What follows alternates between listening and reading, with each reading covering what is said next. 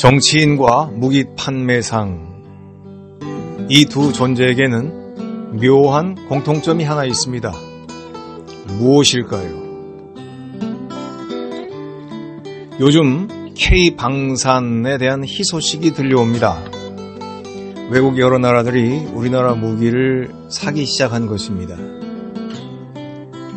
유럽에 있는 폴란드, 노르웨이 같은 나라, 그리고 중동의 사우디아라비아, 아랍에미리트 등 여러 나라에서 우리나라 무기를 거래하기 시작했다고 합니다. 이전처럼 거대 양대 세력에 의해서 나름 균형을 가지고 있던 세계가 최근 들어서 미국의 변화로 급박하게 달라지기 시작했습니다. 이전처럼 세계가 이념으로 갈라지는 모습에서 지금은 나라별 경제 사정이나 실익을 중심으로 예상하지 못하는 관계들로 변하기 시작한 것입니다. 이제는 절대 우방이나 절대 적대국이 없어졌습니다. 그러다 보니 우리나라를 보호해줄 절대 강국이라는 것도 이제는 마음대로 예상할 수가 없습니다. 그때그때 그 상황에 맞는 실제적인 이익이나 손해가 우선이 되는 그런 세상이 된 것입니다. 자연스럽게 내 나라는 내 나라의 힘으로 지킬 수 있어야 한다는 인식이 대두되면서 각 나라들이 자국 국방에 대한 관심을 강화하고 있습니다.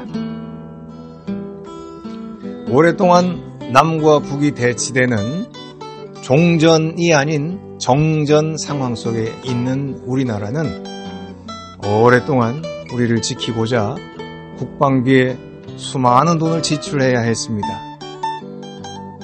미국은 우리나라가 쉽게 무기를 만들 수 있게 허락해 주질 않았습니다.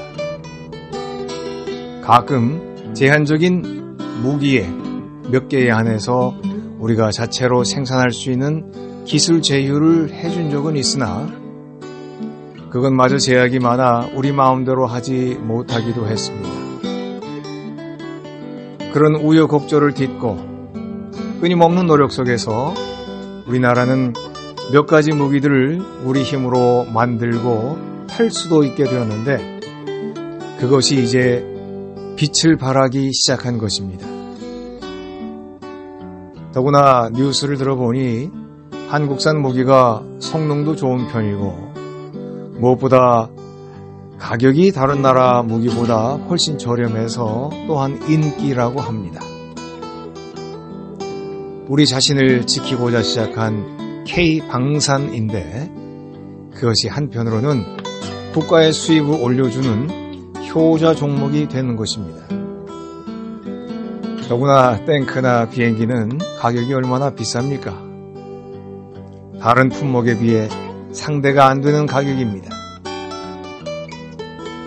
K방산이 세계에 퍼져나가기 시작한다는 뉴스를 들으니 한편으로 이런 생각이 듭니다. 원래 무기 판매라는 것은 싸우는 나라, 싸우는 단체, 내전 이런 것들이 많아져야 수입이 올라가는 일입니다. 무기를 판매하는 나라가 있고 개인적으로 몰래 무기를 확보해서 불법적으로 무장단체들에게 파는 그런 무기 판매상도 있습니다. 니콜라스 케이지가 주연했던 상당히 잘된 영화인데요. Lord of the War라는 영화가 생각이 납니다. 여기서 주인공 유리 오로프는 전 세계 무장단체를 찾아다니면서 불법으로 무기를 팝니다. 심지어 아프리카 어느 내전 지역에서 주인공은 무기를 파는데요. 싸우는 양쪽 모두에게 무기를 팔기도 합니다. 우리 같으면 양심의 가책이 들기도 하겠지만 영화에서 주인공은 이렇게 설명합니다. 나는 한쪽이 지기를 원하지 않는다. 한쪽이 지면 내 고객이 줄어들기 때문이다. 돈을 추구하는 사람의 입장에서 펼치는 아주 기가 막힌 논리입니다. 나는 무기를 팔아 돈을 버는 사람이기에 양쪽 모두가 대등하게 계속 싸우면서 무기 소모하기를 원한다. 그래야 내가 가진 무기를 계속 양쪽 모두에게 팔 수 있기 때문이다. 우산을 파는 사람은 비가 오기를 원합니다. 부채를 파는 사람은 날이 후덥지근하기를 원합니다. 호신용 물품을 사는 사람은 이 사회에 약자나 여성의 안전이 위협받는 일이 더 많이 생기기를 원합니다. 무기를 파는 사람, 이 땅이 평화로워지면 망합니다. 평화로워지면 업종을 바꾸어서 살아야 되겠지요. 무기 판매상이 계속 살아남으려면 여기저기에서 전쟁, 내전, 긴장 상황이 끊이지 않고 계속 발발하거나 존재해야 하는 것입니다. 그런데 이런 무기 판매상과 비슷한 부류의 존재들이 있습니다. 누구일까요? 바로 놀라지 마십시오. 정치인들입니다. 나라를 위해서 일하는 정치인들입니다. 정치인은 누굽니까? 정치인은 국민이 평화롭게 하나가 되는 것을 가장 싫어합니다. 정치인이 좋아하는 것은 항상 이 나라와 이 나라의 국민들이 둘로 나뉘어져서 서로 질시하고 나라가 소란하기를 원합니다. 그 소란한 틈에 끼어서 무언가 떨어지는 부스러기를 얻으려고 하는 존재가 정치인이기 때문입니다. 정치인은 자기의 존재감을 어떻게 나타낼까요? 일부 국민에게 다른 쪽 사이드에 대한 적대감을 조장하면서 자신의 존재감을 알리는 사람들이 바로 정치인들입니다. 어느 한쪽 편 사이드가 대통령이 되면 다른 쪽 편 정치인들은 그 임기가 끝날 때까지 모든 정책이나 통치 내용 100%를 비난하게 됩니다.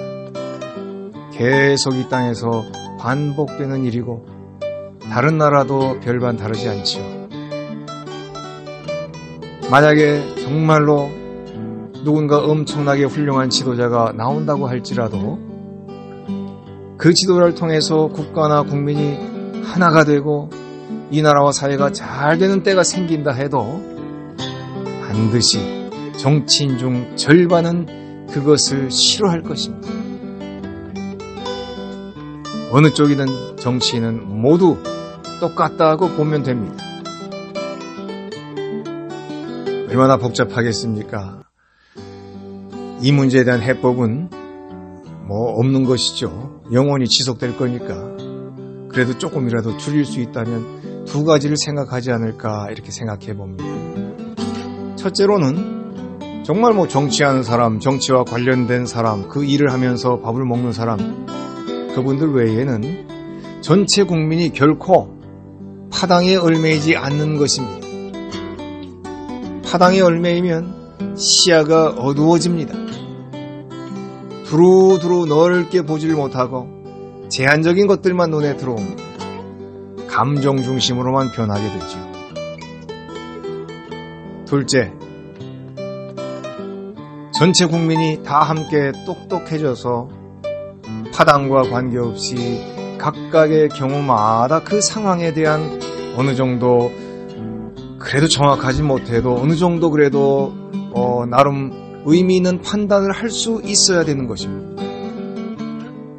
둘째로 전체 국민이 다 함께 똑똑해져서 파당과 관계없이 각각의 경우마다 그 상황에 대한 어느 정도 나름 좀 의미 있는 판단을 할 수 있게 되는 것입니다. 그 일이 필요합니다.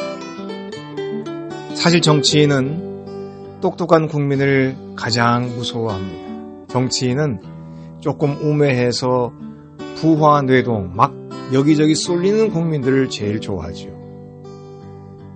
정치인은 똑똑한 국민을 제일 무서워합니다. 이 점을 잊지 말아야 되겠습니다. 일제강점기나 한국전쟁의 아픈 과거 역사를 잘 딛고 일어선 그리고 많이 발전한 우리나라가 이제 긍정적인 모습으로 세계에 많이 알려지는 그런 나라가 되어가고 있습니다. 실제로 제가 오래전에 외국을 다니던 때와 지금을 생각하면 그 외국 다닐 때 저 대한민국 사람입니다. 나의 국적을 말할 때 옛날의 그 기분과 지금의 기분이 얼마나 달라졌는지 정말 그 느낌 생생하게 다가옵니다. 이제 전 세계적으로도 우리나라와 관련된 유명한 용어들이 많이 생겼습니다. K-pop, K-culture, K-food, K자 붙은 것도 굉장히 많아요. 불닭볶음면, 그 다음에 아이돌 그룹, 우리나라 음식 문화 요즘에 정말 많이 유명해졌습니다. 여기에 K방산도 가세가 됐습니다. 아직까지 K방산은 방어용으로, 준비용으로 그 이름값을 가지고 있지요. 그런데 만약에 전쟁이 터져서 한국 무기의 성능이 굉장히 좋다고 긍정적으로 검증되기라도 한다면, 그리고 실제 전쟁이 일어나서 무기 수요가 더 늘어나게 된다면 K방산은 지금보다 더 많은 엄청난 수입을 올릴 수도 있을 것입니다. 그런데 그런 기대는 왠지 가슴이 오싹한 기대가 되네요. 기쁜 기대가 아니지요. 가슴이 오싹한 기대감, 이것이 또한 저희들의 마음을 싸늘하게 만들어 주기도 합니다.